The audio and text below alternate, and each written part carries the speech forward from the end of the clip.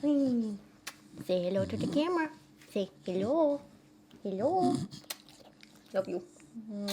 Hey everyone, and welcome back to another poetry critique video, and I am pretty proud to say that this video today is sponsored by Function of Beauty, but I will tell you a little bit more about them in a minute. As I'm sure long-term viewers will know, I am a huge fan of Bo Burnham, so it's no surprise that you guys have been asking me to review his poetry collection for literally months now, and I finally bought myself a copy. Just got it secondhand. It was like £3 on Amazon, so not that much, and decided to have a read, have a review. This collection is titled Egghead, or You Can't Survive on Ideas Alone, which is kind of ironic because this book feels like ideas alone and not much else, which is a real shame. If you've seen my other video on Bo Burnham where I analyse his lyrics to the song Can't Handle This, you'll know that I think he's wonderful, I think he's a genius, and so I had really high expectations for this book going in. You know, his lyrics are wonderful. They're simple, accessible, but relatable, but they're also smart and witty, and they often have a way deeper meaning than what it seems on the surface. You know, there's a lot more to them. I was kind of hoping this book would be the same, because it's very kind of like simplistic poems with little illustrations, which I think, from what I've read, were done by one of Bo's friends, and they're okay. They're illustrations. They're nothing hugely special, but they're not bad either. I don't think I'd buy a whole book full of these illustrations, but apparently I did. After reading this book on the whole, I have really mixed feelings about it. While some of the poems in this collection are your kind of typical smart, hilarious Bo, or at least quite funny, this book is also pretty big and pretty long. You know, it's a good couple of 100 pages, and there's a lot of content in here. And I can't help but feeling, you know, when we read Adultolescence and when we read Milk and Honey, same thing. So much of this book feels like filler, and that's a real shame. There are some quality pieces in here, but they're just hidden in amongst a lot of fluff. It's like 5% good, 95% fluff. And it is a shame. I'd much rather read a shorter but very well done collection. Grace Nichols's The Fat Black Woman's Poems, or Kate Bass's collection, The Pasta Maker. These two are tiny, short, very thin collections that are very well written. Each poem in these collections is fantastic. Like, at the very least, they're good poems, and at the best, they're excellent. In here, it takes a hell of a lot of searching to find anything that's even mildly good. Yeah, it's a shame. I will take quality over quantity any day. So today I am going to be discussing Egghead in quite a bit of detail. We're going to be looking at some of the book's highlights and its low points, and hopefully making a few comparisons to some poems and poets that I love and really enjoyed. But before that, I want to extend a huge thank you to the sponsor of today's video, the people who are making all of this possible, and that is Function of Beauty. So often over the last few months in particular, I have got so many comments asking me like what I use for my hair and what dye I use and what shampoos and conditioners and products I use to take care of it.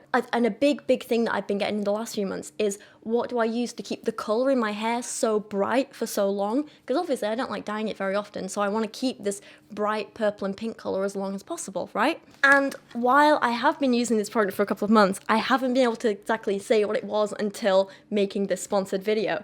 But Function of Beauty is what keeps my hair so bold for so long. It's fantastic. Basically, it is an incredible, fully customizable hair care range that's delivered right to your door, which, let's be honest, with everything that's been going on at the minute, is incredible right now. It is so useful. You just go on their website, right, and you take about, like, I don't know, 2 minutes or something to fill in this little questionnaire, and you tell them that kind of like what kind of hair you have. Is it wavy or straight or curly?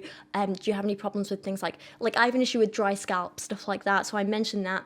And then you go through and you fill out basically what you're looking for in a shampoo and conditioner and what you want out of your hair, and you can choose everything down to the scent and the colour, which is why I got pink and shiny blue, because I couldn't make up my mind and I wanted both of them, and I think they're beautiful. Basically, after putting everything in and saying what you need and what you want, they send you a fully customised shampoo and conditioner. Literally, it has your name on it. It's just for you. Each bottle is completely different. As you guys can probably see and tell if you've watched my videos over the years, I like dyeing my hair quite a lot. And more recently, I've been using coloured dyes that have a little bit of bleach in them, and I'm really worried about my hair getting dry and damaged. So I'm very kind of careful about what shampoos and products I put in my hair and what I use. I want to try and take care of it and make sure I don't ever have to cut a big chunk of it off or anything like that to get rid of any damage. So when I was filling out my little questionnaire for Functional Beauty, I mentioned that my hair is naturally really fine and really thin. Like I said, I mentioned that sometimes I struggle with a bit of a dry scalp, which has always been a problem for me.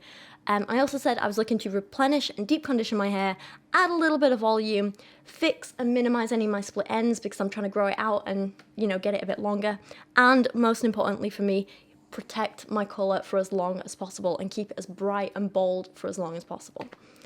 And that is exactly what I got. I am so impressed with how this works. I've been using these for a couple of months now. I probably wash my hair maybe like 3 to 4 times a week, something like that. And with these, a little really does go a long way.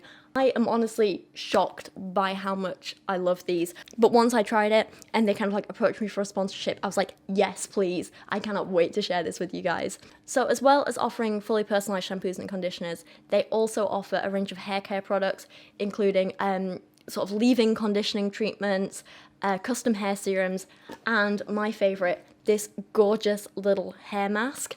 This is incredible. I use it once a week, usually in the shower, sometimes in the bath, and then leave it for a few minutes, rinse it out, and your hair is, oh my god, it is so silky and soft and smooth, no tangles, it's so easy to brush and style afterwards, and it just feels stronger and looks healthy, and I adore it. If your hair is all dry or dull or damaged, especially from colour treatments or anything like that, this is really what I recommend. Final thing to mention, and what I really love about Functional Beauty, is that they offer a subscription service, which you can cancel or change at any time. So if you want to adjust your formula at any time, you can do, and you can get it delivered straight to your door every 2, 3 or 6 months, which means you're never running out of shampoo, you don't go out and get to buy it or anything like that. It's always there when you need it, and for me, someone who's very forgetful and a little bit lazy, it is everything.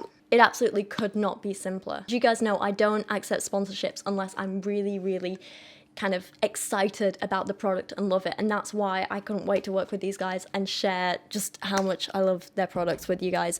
But if you are still on the fence, you can go and give it a try and get 20% off your first order using my link, which is on screen right now or down in the description below. It just gives you a chance to try it out with a really, really affordable price, 20% off. It's amazing. And so if you do give it a try, I would love to hear your thoughts. But for now, yeah, thank you so much to them for sponsoring this video. Thank you for letting me try their products and share kind of how excited I am about it with you guys. And for now, let's jump back into a little bit of poetry analysis. So what I will say about the book overall, start with some good points, right? It's really easy and enjoyable to read. And what is really important to me when it comes to a poetry book, and especially compared to some of the ones I've reviewed on this channel, is that while Bo's voice is very distinctive and his style is very distinctive and clear throughout the book, you don't already need to be an established Bo Burnham fan to enjoy parts of this, or any of it, or whatever.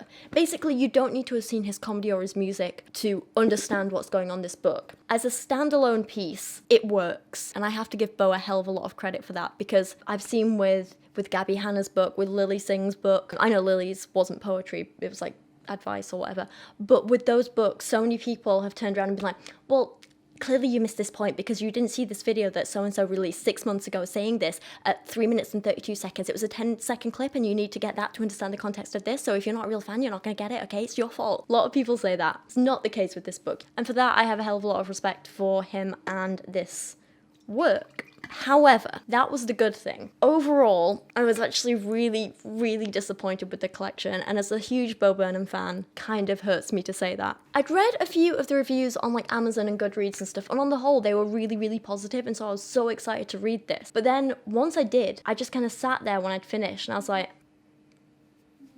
oh. Nothing really stuck in my head. Nothing made me want to go back and reread it. There wasn't really anything new or creative or fun or interesting that I wanted to go and discuss with other people. Yeah, I kind of feel like if I gave this book to anyone, I'd have to give it with the disclaimer of like, look, 70% of this is bad, so don't judge my tastes on that, but you might potentially be able to find something you like in it.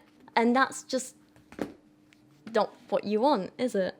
So to talk about the poems a little bit more specifically, I would put them into 4 categories, right? The good poems are sadly the smallest category, but they're the ones that I actually quite liked in the book and that I got something out of and didn't hate. And while they might not be perfect in every way, they're at least good in some ways. They're entertaining, or they have something smart or funny or interesting to say, or they make some good observations. And so for poems in that category, I'd put ones like Magic, Alfred, The Commercial, Our Father, Ashley, The Party, and Old. Then there are kind of the middle poems, which they're ones that I saw have like a glimmer of potential or something a bit special or interesting about them, but they weren't quite fully developed into actual poems or actual kind of pieces of art or work or whatever yet. Yeah, there was just something missing. They were lacking. And so in this category, I put poems like Sully, My Rabbit's Foot, Incomparable, Subtext, Perfect, Strange Adjectives, Masturbertosis, Change, and Rock.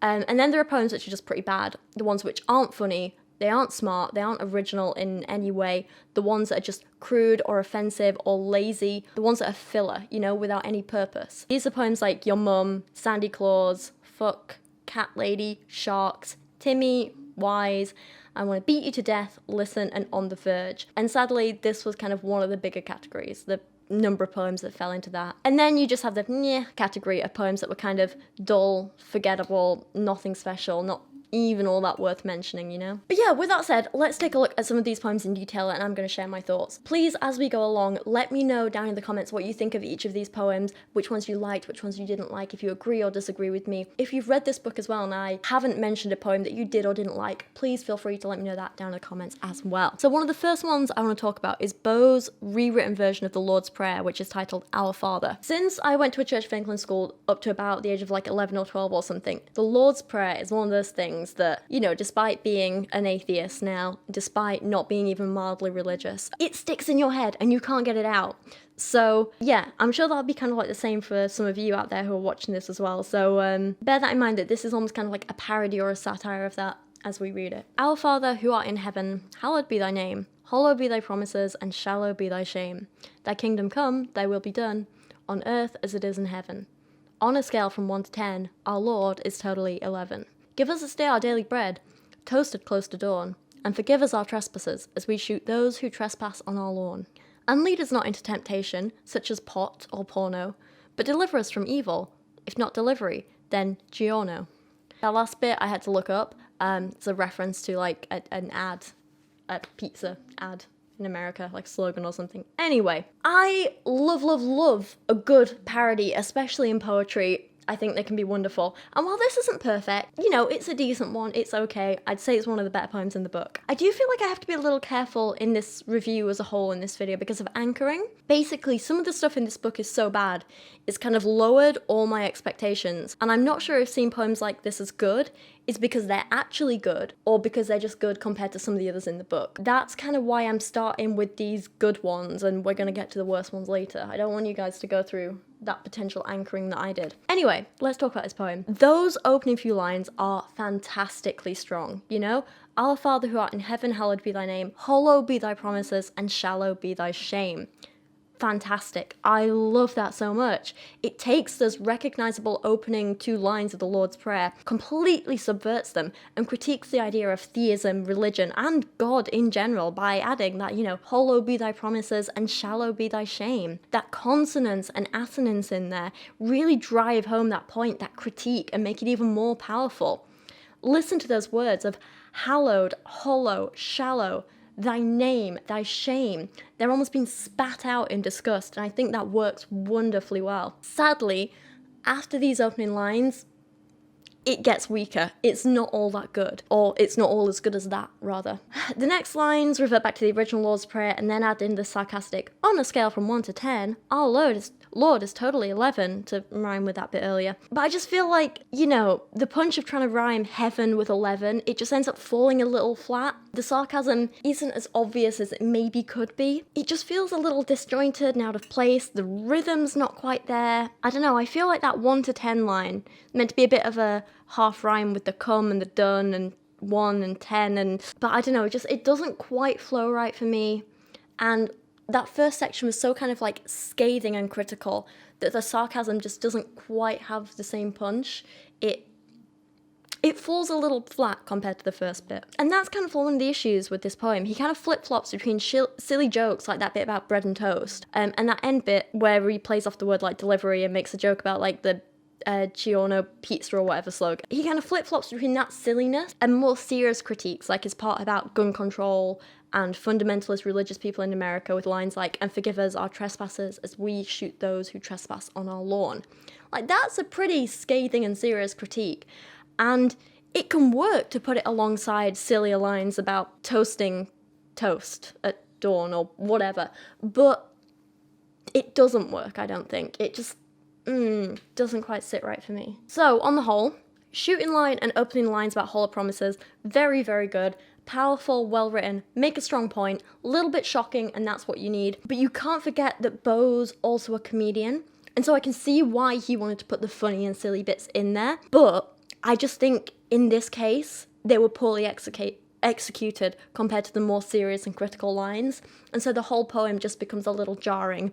Not jarring in like a purposeful, hard to take it in kind of way, but jarring in a, this could have been a little bit more thought out because it just doesn't really give me what I need kind of way, you know? So yeah, mostly a good one, but still a lot that could have been improved. On the other hand, a poem which I did really enjoy, which I don't actually want to change anything in at all, was called Ashley. It's simple, it's easy to read, it's pretty well written, and again, it's simple but well executed. Uses rhyming couplets very, very well. It's not overly complex, but it's not thought out either, if that makes sense. Little Ashley hung magazine spreads on her wall after picking the magazines out in the mall. Models and actresses, singers and more, with cleavage and makeup and glamour galore. And all of her heroes were finally nearer. Her whole room looked perfect, except for the mirror.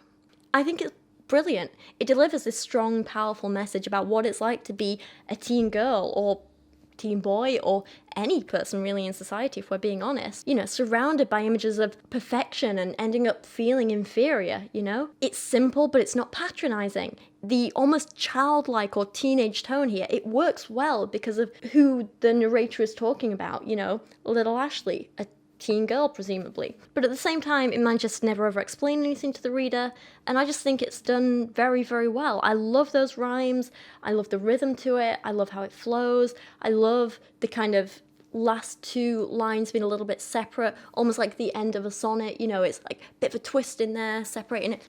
I think it works, it's great. Another poem I really liked, and one which I really think shows off Bo's real skill with rhyme and rhythm, is called The Commercial. And once again, it's a poem with a very important message that manages to be funny in its observations, rather than just because it's being crass or saying some silly words like some of the poems go for. But it's actually well written as well. So, The Commercial. Coupon sales, deals, bargains, free stuff, steals.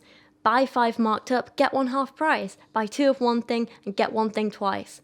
Earn customer points when you shop at our store. Redeem customer points to shop here some more. And we love America, hip hip hooray. Every product made right in the US of A. So come meet our great big American family, staff, and be welcomed with a great big American laugh. You got that short, sharp, monosyllabic words in there with that catchy rhymes, really reminiscent of the kind of like adverts and commercials, you know, you get especially in America.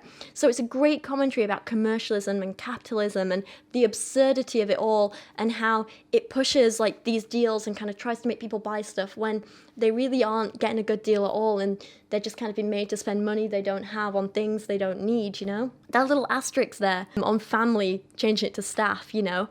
Changes the meaning and fixes the rhyme scheme. It's a great little commentary about you know, the fakeness of social cultures within businesses saying, oh, we're one big family. And it's like, no, you're not. You're an organization trying to make money. B, it's a commentary about businesses who hide meanings within things like terms and conditions and all the small print and stuff like that. And C, it's a commentary on how even when you think a business is trying to do something a little bit different and push against the status quo, they're not. Not really. They're probably just going to revert back to the patterns you expected of them in the first place. Even when you think they're going against the rhyme scheme, they're actually doing the predictable rhyme, even if it's a little more hidden. So, yeah, there's a lot more we could say about that, and I think it's great. But let's talk a bit more about... Actually, no, we will go over one more, which could still be considered good, but not quite all the way there for me, and that's called Old. I'm old and cold and out of time, 13 years far past my prime.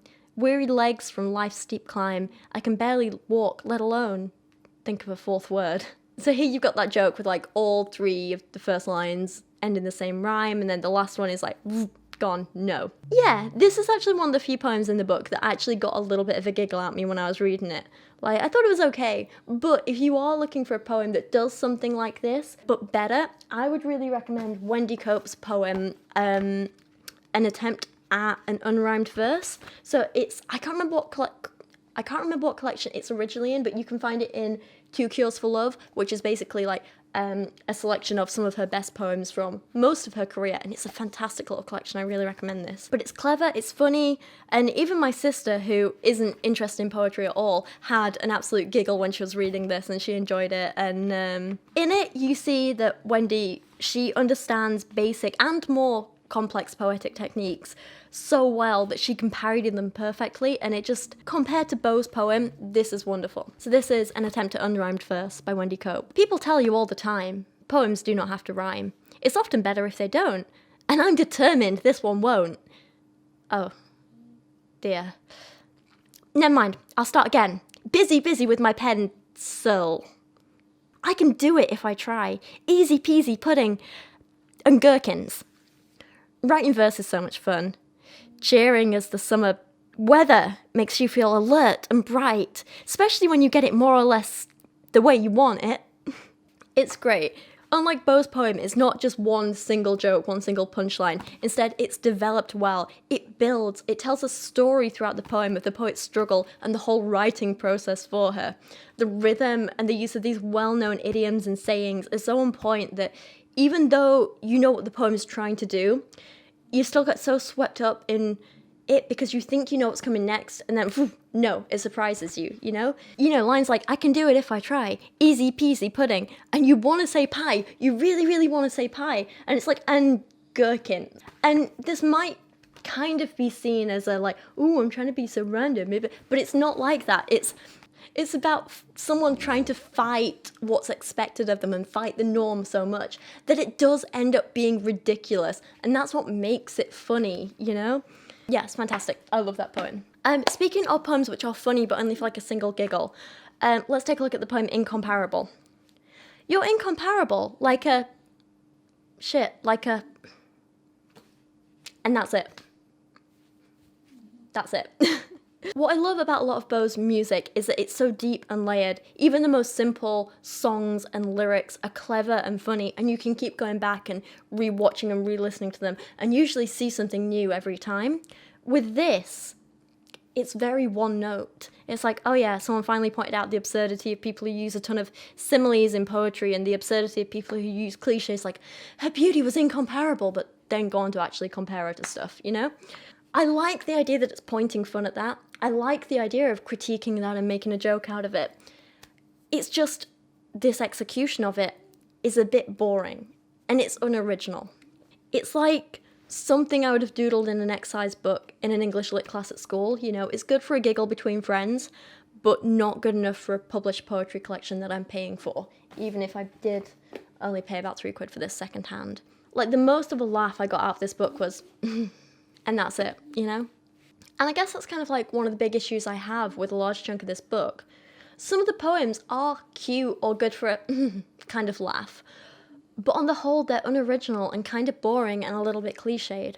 So one of the poems that I actually saw lots of people ranting about in the reviews, saying it was really good, is this poem called Perfect, where you read it once and you're like, oh yeah, that's kind of sweet, yeah.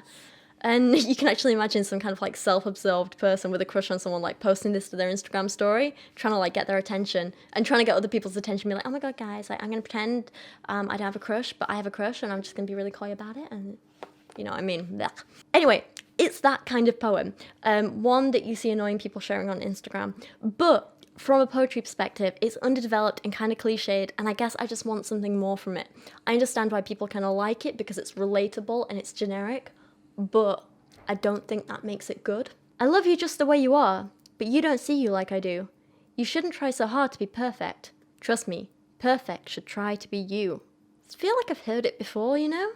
It kind of goes back to what, actually I don't know if I did say this earlier, I meant to say this earlier, but it goes back to this idea where I can see this being a good gateway or intro to poetry for some people who don't really like poetry or who might have been intimidated by poetry before, but as a standalone poem, it's not that great. And it's a shame because Poems like this, which can be simple and sweet, poems about love and romance, don't have to be complicated to be good. You don't have to have this like high barrier to entry to enjoy poetry. Poetry doesn't have to be intimidating.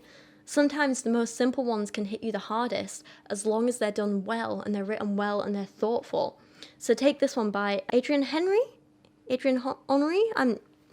this poem is called Love Is. Love is feeling cold in the back of vans. Love is a fan club with only 2 fans. Love is walking holding paint-stained hands. Love is. Love is fish and chips on winter nights. Love is blankets full of strange delights. Love is when you don't put out the light. Love is. Love is the presents in Christmas shops. Love is when you're feeling top of the pops. Love is what happens when the music stops. Love is. Love is white panties lying all forlorn. Love is a pink nightdress still slightly warm. Love is when you have to leave at dawn. Love is. Love is you and love is me. Love is a prison and love is free. Love's what's there when you're away from me. Love is. It tells the story of love through this mixture of metaphors and personification and little vignettes that give you this insight into this couple's life. And it's simple, but it's beautiful. And you can tell this is so much more developed than simply, no, perfect should try to be you. This isn't cliched. This isn't one note. It feels real. It feels like it actually comes from a place of passion and caring, and it's celebrating what love is on a real day-to-day basis. It's those little moments with someone where you're freezing cold together or you're a bit messy, but you enjoy it because you're together, So the problem really arises in this book with the poems, which I would go as far to call bad, like capital B-A-D, bad. And there are far more of them than I expected, and it's a huge, huge shame. I honestly think a lot of these should just have been left out of the book because they do bring down the whole quality and tone of the book as a whole. And yeah, that makes me sad. So take poems like Your Mum, if you can call it a poem. It's not original or clever or funny. It's a teenage boy's idea of a joke with no other substance to it, and it's not good enough. Simple as that. Your Mum. If I had $1 million, I would pay your mother to have sex with me. Afterward, I would probably invest the remaining $999,999. Burn. There's no poetic techniques used, no real rhythm or meter. It's just a couple of sentences with an overused your mum joke. I don't know, you might do that little laugh here, but nothing else. If he'd done something different or original or new with this, if he'd taken the concept of a your mum joke and gone over the top with poetic techniques, and rewritten an insulting joke as, I don't know, some romantic sonnet, that could have been hilarious. If he'd gone for this basic format and subverted the expectation by making you think it was going to be insulting and then actually turning it into some lovely, respectful thing about his friend's mum, that could have been funny as well. Just doing something different might have worked. But as it is, the only place this would ever have been considered good is on a 13-year-old boy's MySpace page 15 years ago. Even then, it would have been shared around for a week and then forgotten about. Not to actually keep mentioning Wendy Cope, but I'm going to keep mentioning Wendy Cope. But she is a fantastic point of comparison because a lot of her poems are simple and funny and very easily accessible in the same way that Bo Burnham's could be. And I think most people will get a lot out of her work, but they're just done better. Some of the stuff that she writes might go a little over some people's head because the humour, the references can be very English, but if you're an English person like me, they're brilliant. Absolutely brilliant. So she's done a few poems which are really, really funny for being parodies or being kind of satire of, I don't know, pop culture stuff, if that makes sense. She does a lot of stuff like subverting expectations and, like this poem of Bo's here, I think he was trying to rely on the nostalgia of your mum jokes, but it didn't work because he didn't do anything fun or clever or different with it. Compare that to a poem like Reading Scheme here, which again kind of relies a little on nostalgia, is a kind of parody, is very funny, and it's well written. It's very, very good. So this poem parodies the kind of books that me and my siblings used to learn to read. So these were like the Peter and Jane books, and I don't know what they were called other than it was like a something reading scheme or something like that, and it had Peter and Jane and Pat the dog, and they all had this wonderful little happy life where they would go on holiday with mummy and daddy, and they lived this happy little life in this happy little house as a happy little family. It was all very innocent and sweet, and yeah, a lot of memories there, a lot of nostalgia. I don't know, They were my childhood, especially the very, very early years of it. And same for my brother and sister. What Wendy does in this poem is fantastic. She takes that nostalgia over stories of Peter and Jane and Pat the dog and their happy mummy and daddy, and she writes an absolutely killer, how do you say it? Villanelle. Find that hard to say, using all the familiar phrases you would see in those children's books, and instead turns it into a story about a dysfunctional family where the mum's having an affair with the milkman, and it's just hilarious. It's well written, it's well thought out, the use of the villanelle is incredibly well done, brilliant. Me and my sister, God, first time I read this, I sent it straight to her, and we spent ages just giggling over it, because it's funny, it's got that nostalgia factor, it's well written, it's well executed, well thought out, it's original. I love it. Here is Peter, here is Jane. They like fun. Jane has a big doll. Peter has a ball. Look, Jane, look. Look at the dog. See him run. Here is Mummy. She has baked a bun. Here is the milkman. He's come to call. Here is Peter. Here is Jane. They like fun. Go, Peter. Go, Jane. Come, milkman, come. The milkman likes Mummy. She likes them all. Look, Jane, look. Look at the dog. See him run. Here are the curtains, they shut out the sun. Let us peep, on tiptoe, Jane, you are small. Here is Peter, here is Jane, they like fun. I hear a car, Jane, the milkman looks glum. Here is Daddy in his car, Daddy is tall. Look, Jane, look, look at the dog, see him run. Daddy looks very cross. Has he a gun? Up, milkman, over the wall. Here is Peter, here is Jane. They like fun. Look, Jane, look. Look at the dog. See him run. It's so fantastic. I love that so much. Oh my god, does anyone else remember those books though?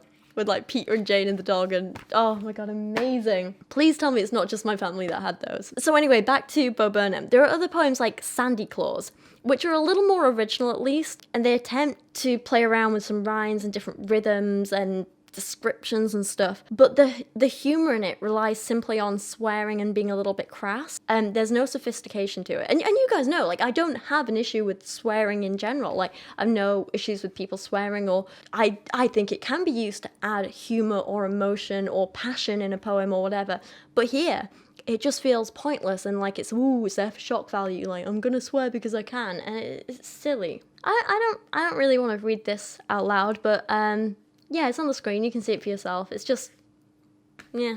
And then we move on to the poems, which, they just aren't poems. Look at this. This is not a poem. It's an insult to actual poets to call this a poem. They're barely even scribbled notes, you know? Like, this here is nothing without the illustration, which is done by Bo's friend. And even then, with the illustration, it's just an overused, not even joke, observation. It's an overused, cliched observation with no substance to it, you know? And you might do that, you know, the laugh at it, because you're like, yeah, we've all had that happen to us, it's relatable. But that is it. So think about what else Bo does when he's working, when he does his stand-up routines and he's on stage and he's singing and he's performing.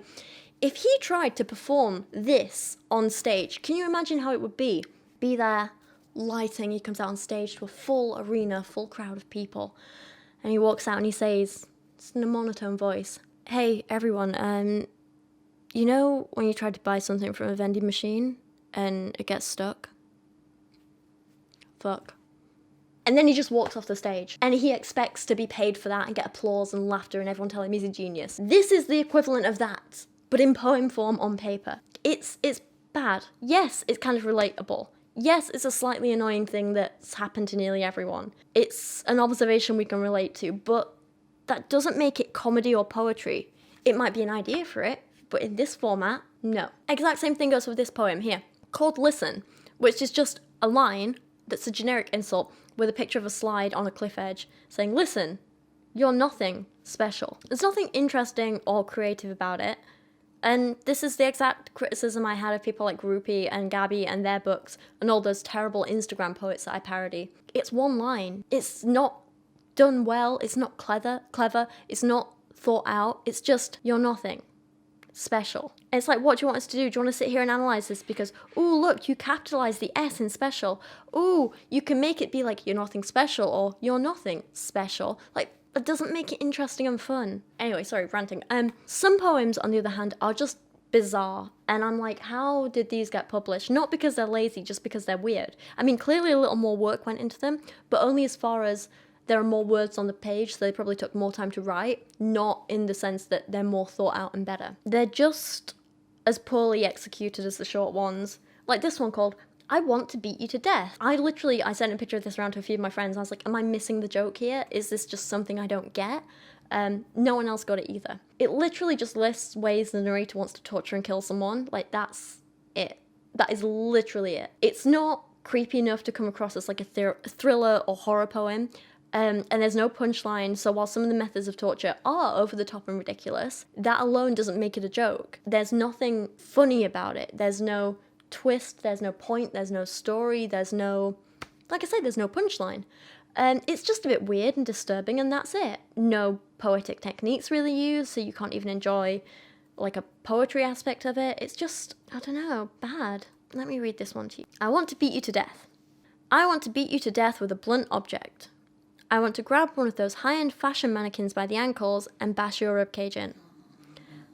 I agree, Kyra. I want to sharpen 50 pencils, bind them with a rubber band, then stick the lead ends in your mouth and punch the erasers. I want to strap you to a bed of nails, then strap that bed of nails to the hood of my car so I can watch you suffer as we drive over speed bumps in a mall parking lot during an earthquake. I want to burn your dog in front of you, mix his ashes with gunpowder, melt his bone-shaped name tag into a small metal ball, load it into a musket, and shoot you in the face with him. I want you to somehow survive a terrible car crash, and then somehow not survive a small fender bender on the way back from the hospital. That's it. I think it's like poems don't have to be all light and fluffy and happy and you know? They can be dark and shocking and uncomfortable to read. They can be pretty messed up, but there needs to be a point to it, you know? A while ago over on Instagram, I spoke about a Simon Armitage poem called Killing Time, or at least an extract from it, which talks about a school shooting and uses these metaphors of people giving out flowers and stuff instead of guns and bullets and whatever. And it's very dark, it's a very difficult topic, but that's the point. The reader's meant to be uncomfortable, and it's meant to be a shocking poem, and it works. On the other hand, violence in poetry doesn't always have to be to terrify you. Well, kind of.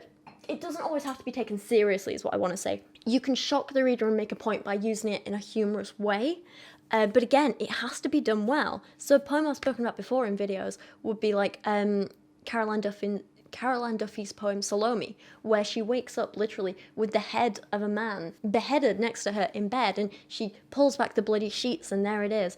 And it's very violent graphic imagery, and it's meant to symbolize her using a man and having been done with him and kind of tossing him away afterwards. And yeah, it's dark and it's violent, but it's said in a funny way, and that's kind of the point, you know? Violence in poems isn't a bad thing. Dark poems are not a bad thing. Dark humour in poems is not a bad thing, but it has to be done well and done with a purpose. This is dark, but no humour. This is dark, but not done with a purpose or a point. It's just, yeah. On that dark note, this is where I'm going to end this video today. Thank you so much for watching, and thank you so much to Function of Beauty, who have sponsored this video and made this all possible. Please go check out their website and their incredible range of fully customizable and personalizable shampoos, conditioners, and hair care products, and don't forget to use my link for 20% off. Also, if you are a fan of Bo Burnham and you've read this book, please let me know what you think or thought of it down in the comments below. And out of all the poems that we've read and touched on and spoken about today, are there any that you really liked or didn't like? What were your favourites and least favourites? I absolutely love hearing your thoughts on this, so please let me know what you thought, and if there are any other poetry books you'd like me to review on video in the future. But for now, thank you for watching, I appreciate you guys so much, and I will see you again very soon.